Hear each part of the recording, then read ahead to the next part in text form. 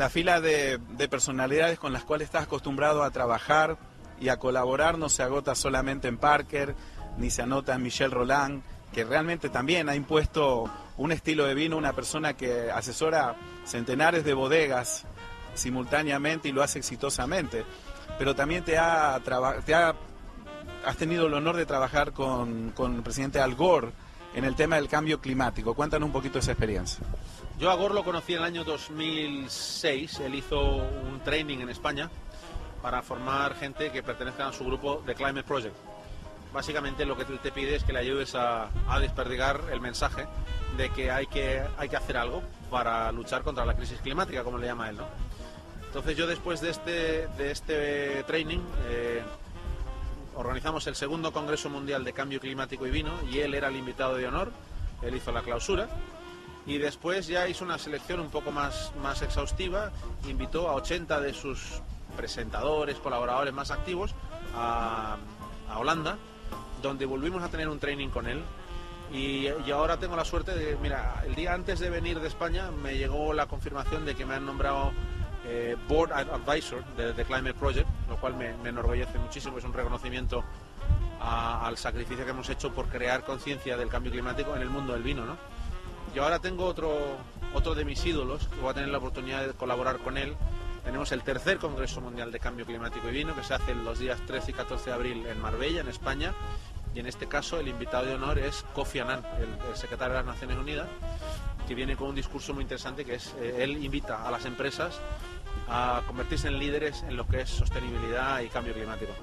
Aparte de 20 o 25 expertos del mundo del vino, gente como Nicolas Joly del Loire, como Richard Smart de Australia, como Torres, pues que entre todos entender que esto es un fenómeno que ya no se puede negar, o sea, ese discurso ya está obsoleto, lo que hay que hacer es aceptarlo y cuanto antes uno empiece a trabajar, le saldrá más barato y le costará menos esfuerzo. ¿Por dónde pasa el desafío que está teniendo la industria vinícola con ese fenómeno del cambio climático que debe formar parte de la agenda de todo este trabajo que se está haciendo con Al Gore? ¿Cuáles han sido los temas que se han tratado en esa conferencia?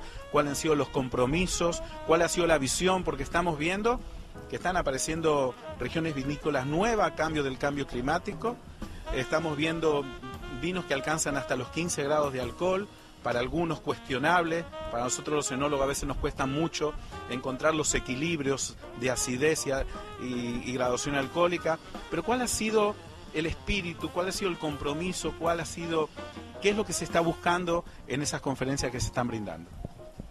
Bueno, en el primer congreso que hicimos en el 2006, la idea era crear un poco de conciencia entre la gente, o sea, que los bodegueros que asistieron entendieran que había un programa que se llamaba Cambio Climático y que supieran pues en qué consiste, cuál es su origen y cuáles son sus posibles impactos. En el segundo congreso ya eran cuáles eran los impactos observables y qué medidas se habían empezado a tomar.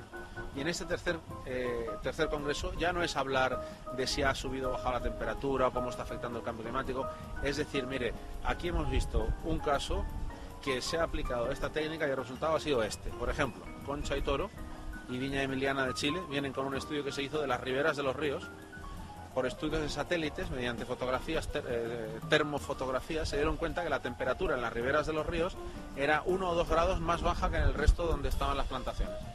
Conclusión, pues que había que plantar en estas zonas porque la temperatura ahí había más baja.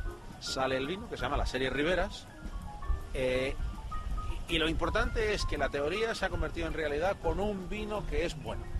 Entonces ese es un ejemplo que vamos a poner y lo que queremos es eso, que la gente primero, los pocos escépticos, los pocos que quedan en el mundo que piensan que es un programa que se puede retrasar, que se den cuenta que no se puede retrasar, que hay que tomar acción lo antes posible. A mí el miedo que me da es que la recesión económica a todo el mundo le ha desviado la atención. Todo el mundo está más pendiente de la balanza de pagos, de llegar a final de mes, del dinero que tiene en el banco y se han olvidado de la sostenibilidad del planeta. Y hay que acordarse una cosa, esto de la economía es coyuntural. Yo creo que saldremos de ello, no tan fácilmente como la gente piensa, pero saldremos, aprenderemos y nos adaptaremos. El problema con el cambio climático es que el planeta no te va a esperar y una vez que el daño esté hecho, puede llegar a ser irreversible. Entonces ahí no hay tiempo, hay que hacerlo ya. De hecho hay otras bodegas que han tomado otras medidas. Vamos al caso de Catena, estábamos hablando fuera.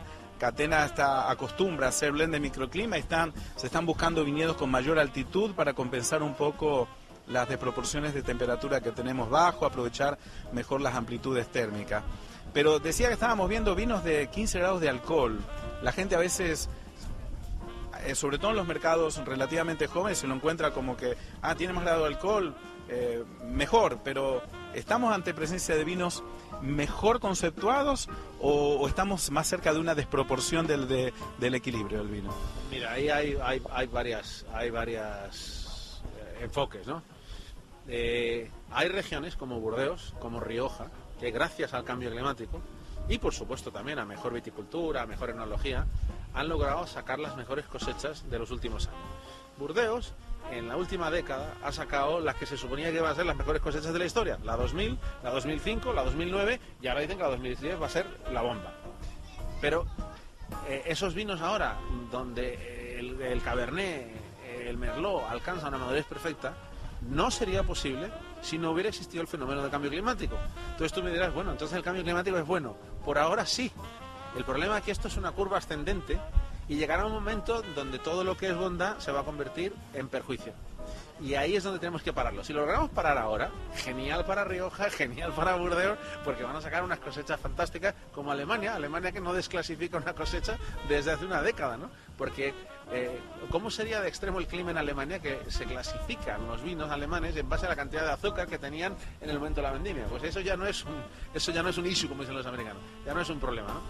Entonces, también hay otra cosa. Hay gente que dice, pero es que en Aragón las garnachas llegan hasta 15, 16 para complacer a Parker. Oiga usted, que hace 200 años los vinos de garnacha de Campo de Borja ya tenían 16 y hasta 17% de alcohol.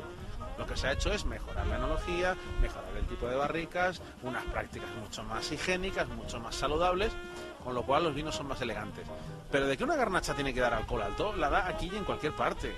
Entonces, volvemos a lo mismo. Los puristas dirán, bueno, Pancho está loco y ya está promoviendo pues a su amigo Parker. Que no es así. Yo promuevo al consumidor. La estrella de toda esta historia es el consumidor. No es el vino, no es el restaurante, no es el crítico, no es el gurú. Es el consumidor. El consumidor lo que pide son vinos con un cierto nivel de alcohol. Estábamos viendo están ocurriendo muchos fenómenos. Australia ha sido un fenómeno en los últimos años y lo ha hecho de la mano de la Shiraz. Algunos especialistas dicen que hasta la Shiraz puede llegar a destronar aquel podium que tenía consagrado la Cabernet Sauvignon. ¿Tú crees que eso la Shiraz puede llegar a transformarse en una especie así de monarca de uvas tintas? No, yo creo que hay que ser moderado en todos estos juicios, ¿no? Es como la gente dice, no debería existir el tapón de rosca. Yo creo que hay lugar para todos, ¿no? Hay unos vinos que pueden ir en rosca, otros en plástico, otros en corcho. Es como con las uvas, ¿no?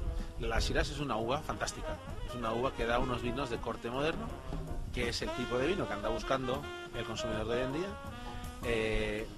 Pero yo no creo que vaya a destronar a nadie. O sea, esto va a modas, ¿no? Antiguamente pues el Volkswagen Golf era el coche de moda, hoy a lo mejor puede ser pues el Toyota Prius, ¿no? Y dentro de 10 años será otro, ¿no? Pues en el vino igual, ¿no? Se puso de moda la Pinot Noir con la película Sideways, Entre Copas, y luego ha venido la Shiraz, yo creo que ahora la próxima va a ser la Garnacha, Cabernet siempre estará ahí, es una uva clásica, es una uva elegante, es una uva con el potencial de hacer vinos de calidad, la Merlot, la Chardonnay. Y yo creo que lo que tenemos que hacer entre los del vino es que haya más consumidores para que entre todos le podamos dar entrada a todas esas uvas fantásticas que hay por ahí.